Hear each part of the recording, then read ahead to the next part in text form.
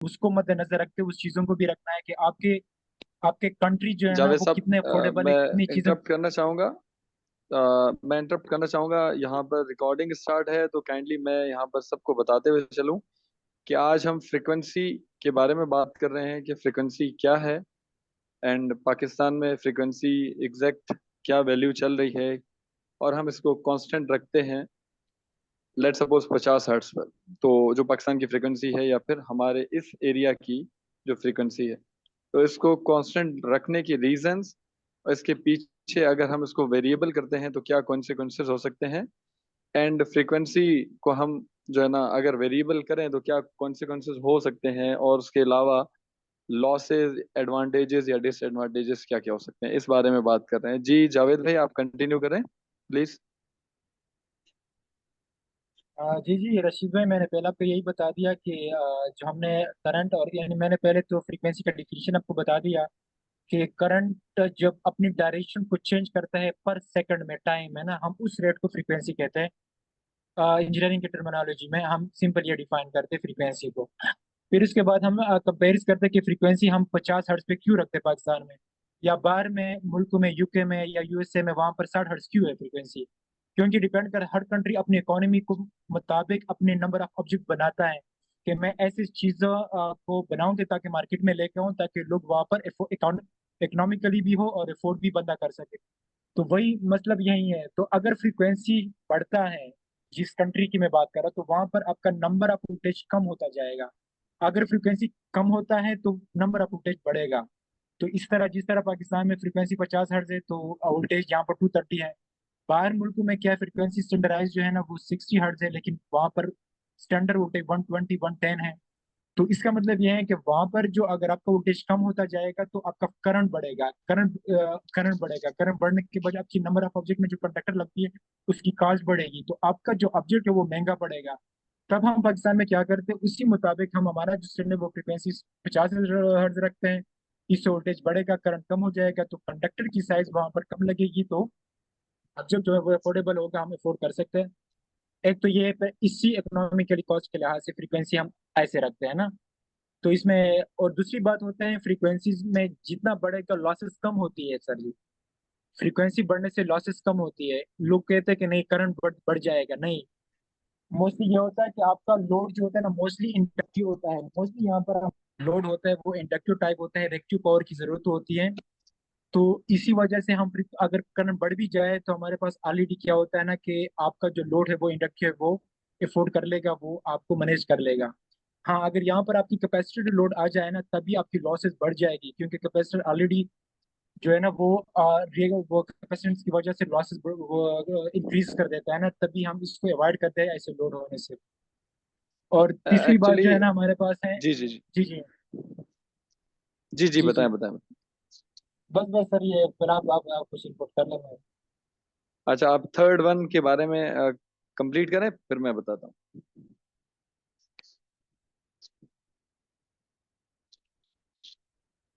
जी, third one के बारे में आप बताएं, फिर उसके बाद मैं इसको कंटिन्यू करता हूँ।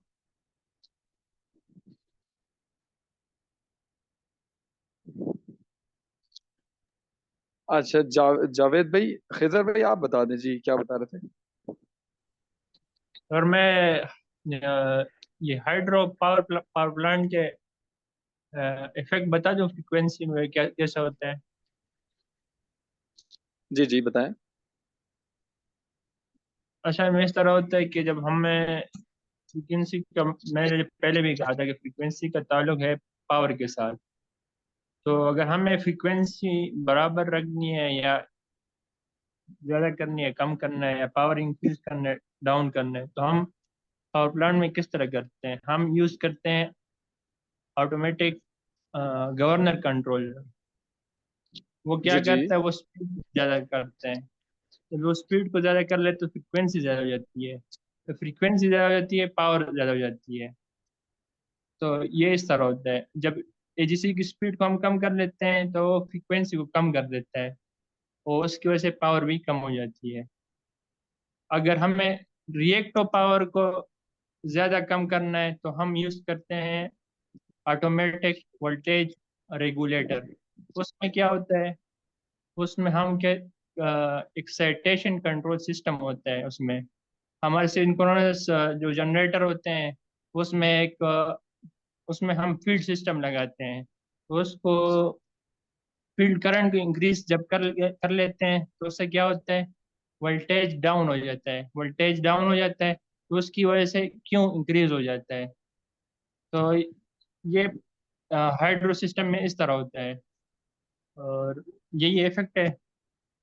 और दूसरा है कि अगर हम इंडक्टर और कैपेसिटर में चेक कर लें फ्रीक्वेंसी का इफेक्ट, तो वो फ्रीक्वेंसी इंडक्टर के केस में डायरेक्टली प्रोपोर्शनल है, कैपेसिटिव के इनडायरेक्टली प्रोपोर्शनल है इम्पीडेंस के साथ ताल्लुक रखते हैं। सर यही है बस। जी जी, थैंक यू सो मच खजर भाई एंड जावेद भाई, आप लोगों ने इतना पार्टिसिपेट किया। एंड बाकी दो मेंबर्स से भी मुझे रिस्पांस चाहिए। फ्रीक्वेंसी क्या है, कांस्टेंट रखने की वजह क्या है, और वेरिएबल हो तो फिर क्या कॉन्सिक्वेंसेस होंगे, इस पर ज़रा बात कर लें।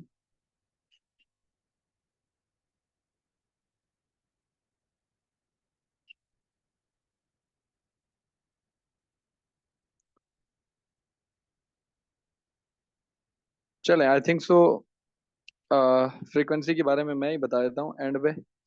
यहाँ पर फ्रीक्वेंसी जैसा कि जावेद भाई ने, खिजर भाई ने बताया, बिल्कुल ठीक बताया कि number of cycles per second is known as the frequency of the system. अब number of cycles per second किस चीज़ के, जो रूटर आप यूज़ कर रहे हैं पावर जनरेशन के लिए। लेट सपोज मैं स्टीम पावर प्लांट की बात कर देता हूँ, तो वहाँ पर जो रूटर पर सेकंड में जितना रोटेट कर रहा है उस चीज़ को उसकी फ्रीक्वेंसी कहा जाता है।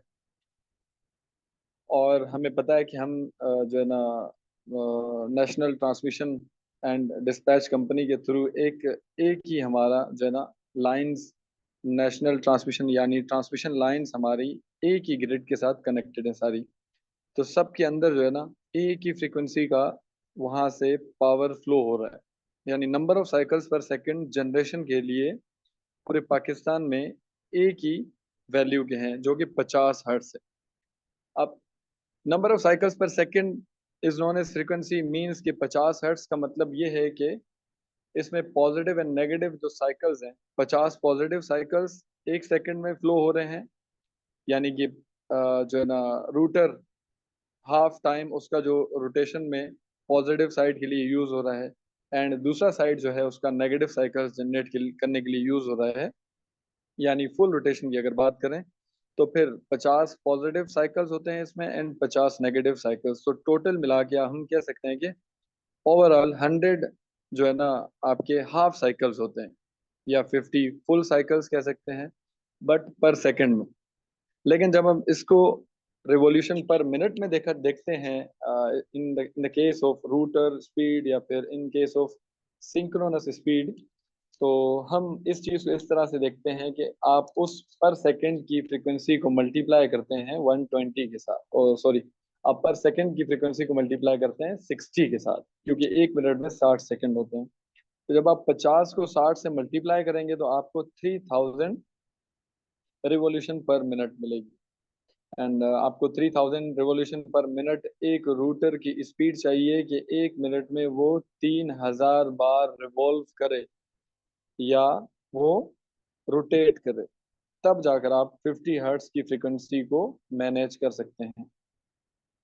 लेट सपोज अगर फ्रीक्वेंसी में थोड़ा सा चेंज आता है, आपका रूटर जो है ना, रूटर में से फ्रीक्वेंसी को चेंज करने के जो तरीके हैं, आप रूटर को अगर ज़्यादा स्पीड में चलाना है तो स्टीम की, मैं स्टीम पावर प्लांट को फिलहाल कंसिडर कर रहा हूँ, तो आप स्टीम का फ्लो बढ़ाएंगे जो उसके टरबाइन्स पे हिट करेगी, टरबाइन के ब्लेड्स पर। फर्दर उन टरबाइन के ब्लेड्स को वो रोटेट कराएगी और तेज रोटेट कराएगी। जितनी ज़्यादा स्टीम प्रेशर एंड टेम्परेचर के साथ भेजेंगे, जितना ज़्यादा फ्लो होगा उतना ही ज़्यादा रोटेशन होगी, एंड उतने ही ज़्यादा हमें number of cycles per second मिलेंगे और उतनी ही number of revolutions per minute हमें ज़्यादा मिलेंगे।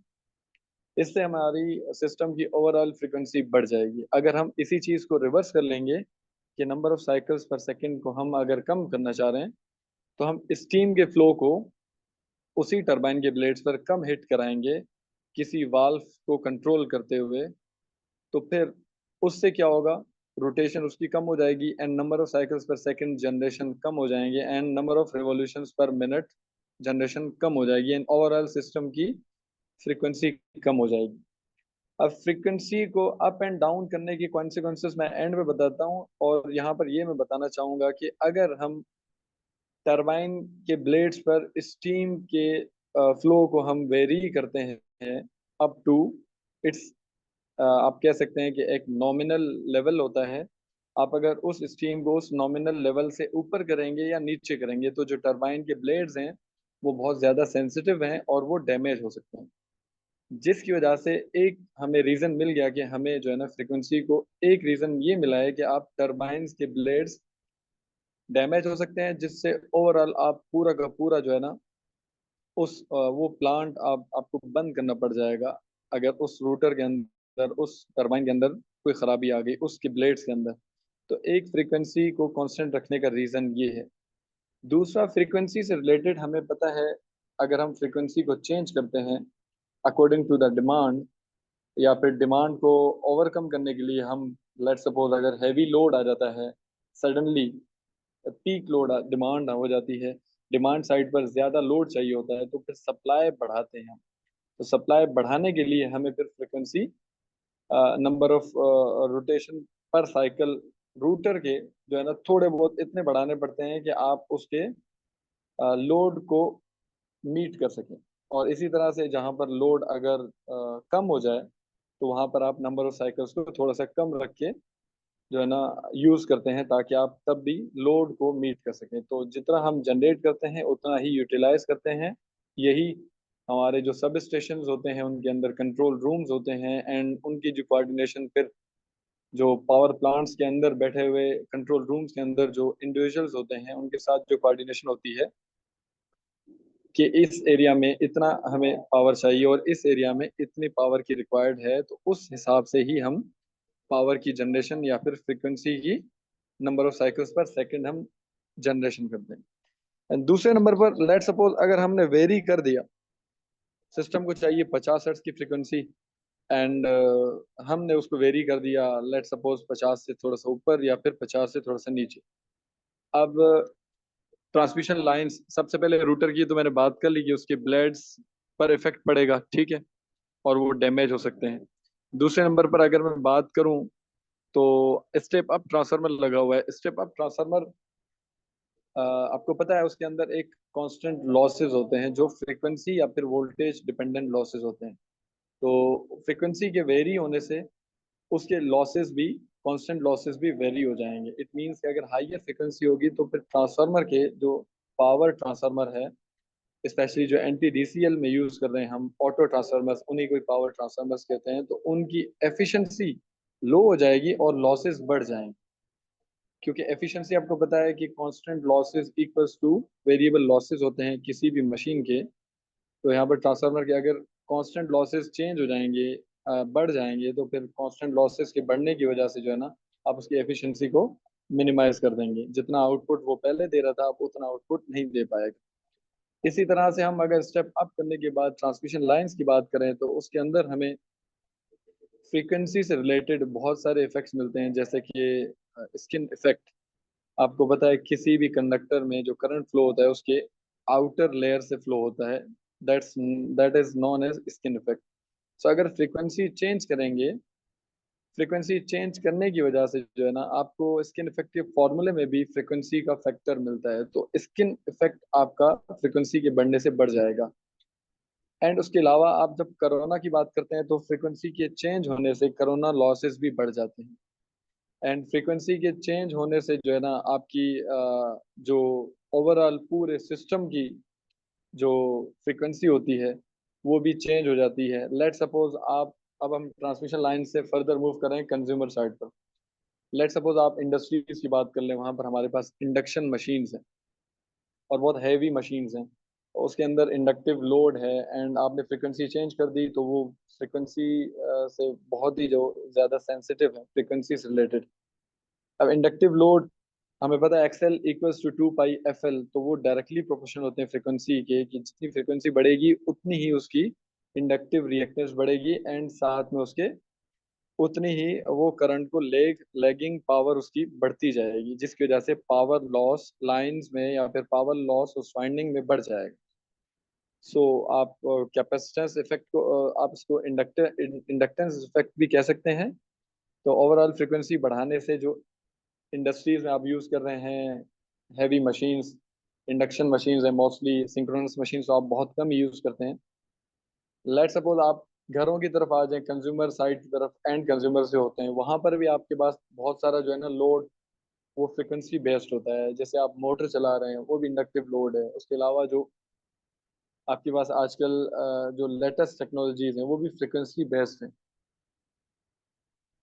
तो ये सारी चीजें फ्रिक्वेंसी बेस्ड हैं। अगर आप फ्रिक्वेंसी को चेंज करेंगे, वेरी करेंगे, तो ओवरऑल सिस्टम डिस्टर्ब हो जाएगा, एंड पावर जितना हम जनरेट कर रहे होंगे उतना मिल नहीं रहा होगा, लॉसेस बढ़ जाएंगे, और उसके अलावा पूरा का पूरा ब्लैकआउट भी हो सकता है ड्यू टू हैवी डैमेज, या फिर ड्यू टू हैवी ब्लैकआउट जो है ना, आप उसको किसी भी सेंस में ले सकते हैं, चाहे वो ट्रांसमिशन लाइंस में हो, चाहे वो कहीं पर भी हो। जब लॉसेस इतने बढ़ जाएंगे तो फिर उसकी वजह से हमें पावर आउटपुट में उतना नहीं मिलेगा।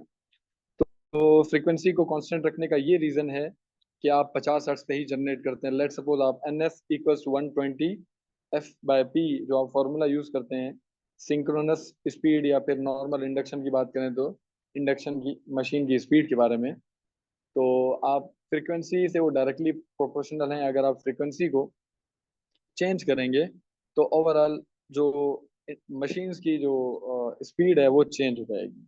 सो हम कभी भी नहीं चाहते कि जो है ना आपकी जो मशीन जो पहले 50 हर्ट्ज फ्रीक्वेंसी पर नॉर्मल चल रही थी, अब वो ज़्यादा तेज चलकर, यानी उसकी speed N equals to 120 F/P है, अब वो मशीन ज़्यादा तेज चलकर जो है ना उसकी वाइंडिंग्स जल जाए, या फिर वो बर्न आउट हो जाए या डैमेज हो जाए। क्योंकि जितनी स्पीड ज्यादा होगी आपको पता है उतना इंडक्शन ज्यादा होगा। Faraday's law of electromagnetic induction के थ्रू आपको पता है नंबर ऑफ जो फ्लक्सेस होते हैं वो अगर कंडक्टर्स को जितना जितने रेट पे ज्यादा कट करेंगे उतना ही जो है ना ईएमएफ इंड्यूस होगा, और जितना ईएमएफ इंड्यूस होगा उतना ही करंट फ्लो करेगा वाइंडिंग में से। तो आप कभी भी नहीं चाहेंगे कि आपकी मोटर जो है ना वो ज्यादा स्पीड अप होकर जल जाए या फिर डैमेज हो जाए। या फिर लेट सपोज आप अगर किसी एलिवेटर्स पे खड़े हैं, आप अगर कोई स्टेयर्स आप इलेक्ट्रिक स्टेयर्स आप यूज कर रहे हैं, तो आप कभी नहीं चाहेंगे कि वो स्मूथली वर्क ना करते हुए वो यूं स्पीड अप हो जाए कि जो है ना मशीन्स को भी डैमेज कर ले, एंड जो ह्यूमंस वहां पर जो उसको यूज कर रहे हैं यूटिलाइज कर रहे हैं उनको भी कोई हैजार्ड या फिर जो फिजिकल डैमेज उसको पहुंचा सके। तो ये बहुत सारे रीजंस हैं, मल्टीपल रीजंस हैं फ्रीक्वेंसी को, और इसको कांस्टेंट 3000 रिवॉल्यूशन पर मिनट पर ही आप 50 हर्ट्ज जनरेट कर सकते हैं। बाकी हमारी ओवरऑल पूरे सिस्टम की फ्रीक्वेंसी बनी 50 हर्ट्ज पर इसलिए है कि हमने अप्लायंसेस जो यूज किए हैं या हमने जो जनरेशन की है वो 50 हर्ट्ज की है। जबकि यूएसए वालों ने या फिर वेस्टर्न कंट्रीज ने स्पेशली 60 हर्ट्ज पर जनरेट करके वोल्टेज का लेवल 110 या 120 कर दिया है। वो उनके अप्लायंसेस पर डिपेंड करता है। लेट सपोज हम अगर आज भी मूव करना चाहें 60 हर्ट्ज पर तो मूव कर सकते हैं, लेकिन उसके लिए आपको पूरा का पूरा सिस्टम चेंज करना पड़ेगा। पूरे के पूरे जो है ना आप जनरेशन से लेकर आप कंज्यूमर साइड तक सब कुछ आपको अप्लायंसेस सारी चेंज करनी पड़ेंगी, जो कि बहुत कॉस्टली है, आप आपके लिए पॉसिबल नहीं है, लेकिन आप चेंज कर सकते हैं। उससे लॉसेस जो है ना कम हो जाएंगे, वोल्टेज लेवल और कम हो जाएगा। तो उससे जो है ना स्पेशली अगर अप्लायंसेस उस फ्रिक्वेंसी फ्रिक्वेंसी के रिलेटेड अगर हम बनाएं तो सो होपफुली यहाँ तक चीज़ें समझ आई होंगी फ्रीक्वेंसी को कांस्टेंट क्यों रखते हैं, फ्रीक्वेंसी को अगर कांस्टेंट ना रखें तो क्या कॉन्सिक्वेंसेस हो सकते हैं, एंड ओवरऑल सिस्टम की फ्रीक्वेंसी को हम डिमांड की फ्रीक्वेंसी के साथ लिंक करके रखते हैं। यानी डिमांड और सप्लाई के दरमियान एक रिलेशन होता है कि जितना हम जनरेट करेंगे उतना यूटिलाइज करना है, या जितना यूटिलाइजेशन में हमें चाहिए उतना ही जनरेट करना है। सो जनरेशन के लिए मैं बता रहा था 3000 रिवॉल्यूशन पर मिनट ही चाहिए, तभी जाकर 50 हर्ट्स पर सेकंड साइकिल मिलेंगे हमें, या 50 हर्ट्स हमें मिलेंगे, या साइकिल्स पर सेकंड मिलेंगे। वो तभी पॉसिबल होगा जब आप दो पोल की मशीन यूज करेंगे, यानी कि मैं ऑल्टरनेटर की बात कर रहा हूँ या फिर आप जो है ना जनरेटर की बात समझ लें, तो आपको 2 पोल्स की मशीन यूज करनी पड़ेगी, यानी 120F/P। तो पी में आप जब 2 यूज करेंगे तब आपको 3000 रिवॉल्यूशन पर मिनट मिलेगा या 50 हर्ट्स मिलेगा। अगर आप 4 पोल की यूज करेंगे तब जो है ना रिवॉल्यूशन पर मिनट चेंज हो जाएगा, और फ्रीक्वेंसी जो है ना आपकी तब भी जो है ना आपको 50 हर्ट्स की वहां पर मैनेज करनी पड़ेगी। लेकिन वो डिपेंड करता है कि आपने मशीन कौन सी यूज की हुई, ठीक है। सो 50 हर्ट्स पर आप अगर यूज करेंगे तो नंबर ऑफ पोल्स 4 रख के तो उसकी आरपीएम चेंज हो जाएगी, लेकिन 50 हर्ट्स सेम रहेगी। और अगर आप 2 पोल्स यूज करते हैं तो वो 3000 हो जाएगी। अगर आप 4 पोल यूज करते हैं तो वो आपकी जो है ना 1500 रिवोल्यूशन पर मिनट आ जाएगी। तो ये कुछ फ्रिक्वेंसी रिलेटेड कॉन्सेप्ट है। होपफुली यहाँ तक समझ आए होंगे। किसी को कोई कंफ्यूजन हो, कोई कुछ ऐड करना चाह रहा हो जो मुझसे रह गया हो, तो काइंडली ऐड कर दें ताकि चीज़ें क्लैरिटी में सबके सामने आ जाए। सर ये स्किन इफेक्ट और फ्रीक्वेंसी का इनवर्स रिलेशन नहीं है? इनवर्स रिलेशन नहीं, इनवर्स रिलेशन नहीं है इसका, तो डायरेक्ट रिलेशन है। इसलिए कि आप अगर number of cycles per second बढ़ाएंगे ना, तो हर स्ट्रैंड में से जो गुजरने वाला करंट होगा वो भी जो है ना आप ये कह सकते हैं कि number of cycle, her strand में से जो करंट गुजरेगा उससे जो बनने वाला फ्लक्स होगा वो फ्लक्स भी ज्यादा बनेगा। और उसके ज्यादा बनने की वजह से जो है ना वो सेंटर में से करंट ना गुजर के उसके लेयर में से ज्यादा गुजरेगा, जिसकी वजह से ओवरऑल जो है ना रेजिस्टेंस उसकी बढ़ जाएगी।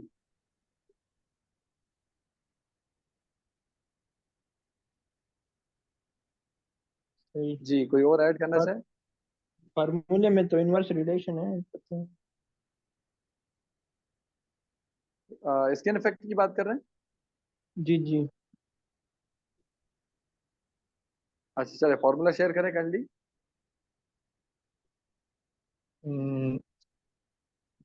2 rho divided by omega mu under root. 2 rho divide by omega mu. जी ओमेगा जी। 2 पाई एफ के बराबर है, और फिर रूट भी है इस पूरे ऊपर। अच्छा चलें, स्किन इफेक्ट से डायरेक्टली है इनडायरेक्टली है ये कंफर्म कर लेंगे, कोई इशू नहीं है। लेकिन बताना ये चाह रहा हूँ कि स्किन इफेक्ट बढ़ता है, यानी कि वो लॉसेस बढ़ जाते हैं अगर हम फ्रिक्वेंसी के बढ़ाने की या कम करने की बात करें। अगर आपको रेसिप्रोकल मिल रहा है तो आप उसको रेसिप्रोकल समझ लें, कोई इशू नहीं है। चलो जावेद भाई आप बता दें, रेसिप्रोकल है या डायरेक्टली है?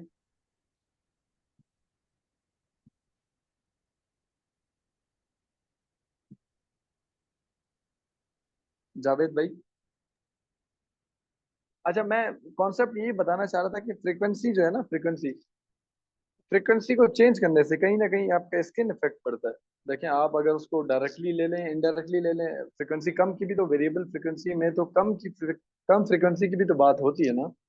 तो अगर लेट सपोज अगर इनडायरेक्टली है और आपने फ्रीक्वेंसी कम कर दी तो ओवरऑल स्किन इफेक्ट बढ़ जाएगा।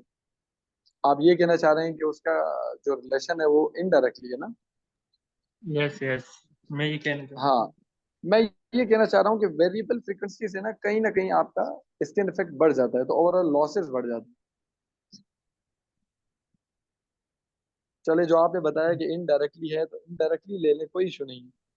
बट मैं कॉन्सेप्ट जो बताना चाह रहा था कि स्किन इफेक्ट वेरिएबल फ्रीक्वेंसी की वजह से कहीं ना कहीं वो बढ़ जाएगा। अगर हम फ्रीक्वेंसी लेट सपोज इनडायरेक्टली है तो हम अगर लेस कर देते हैं तो ओवरऑल जो डिनोमिनेटर वो लेस हो जाएगा एंड स्किन इफेक्ट बढ़ जाएगा। यानी कि करंट अब ज्यादा उसकी लेयर में से गुजरना फ्लो करेगा, और उसकी वजह से ओवरऑल जो उसकी रेजिस्टेंस है या ओवरऑल जो उसके लॉसेस हैं वो बढ़ जाएंगे। फॉर्मूला इसका दोबारा शेयर कर दे काइंडली। हूँ। Square root 2 rho divide by omega mu. अच्छा चलो ठीक, थैंक यू सो मच। अच्छा, कोई और कुछ ऐड करना चाहेगा काइंडली? क्योंकि मैं तो डिस्कस करते वक्त शायद भूल ही जाता हूँ चीज़ें, तो इसीलिए जैसे आपके सामने अभी डायरेक्टली इनडायरेक्टली रिलेशनशिप के बारे में जो है ना कंफ्यूजन हो गई थी।